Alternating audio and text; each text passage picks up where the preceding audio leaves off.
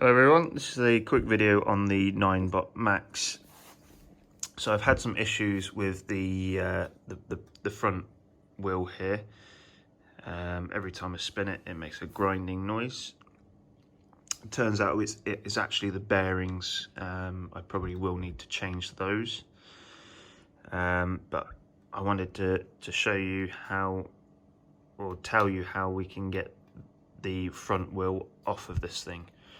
There's not a lot of information out there, and I just wanted to share my experience.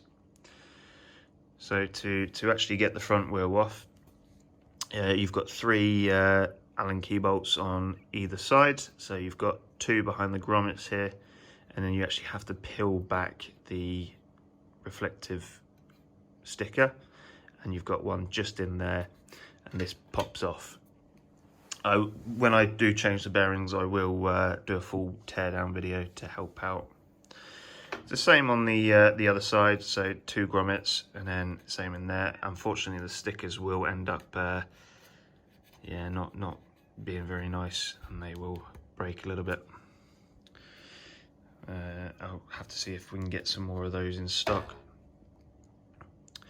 Once these two are off, they are sort of clipped together in there. Yep. And then you can simply take this bolt off here, which is for the actual drum brake itself. This can come to the side, and then just in there, like a bicycle, you actually have two nuts holding the wheel on. You can undo those, and then in there's like a guide pin on the actual outside hub bit here. So once the actual wheel is off, it becomes a bit of a pain if you do not know what you're doing. It took me about an hour to figure out how to get this piece here off. And what you need to do is actually, on the other side, stick a wrench into the bar that comes through the actual bar, and then you can simply unscrew this off. It's quite hard at first because you've got like a lot of goo in there.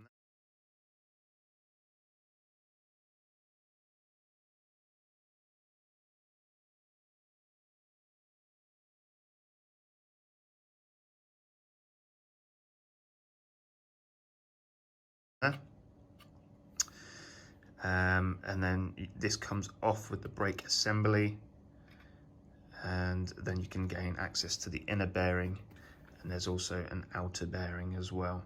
I lubed those up, but it still made no difference.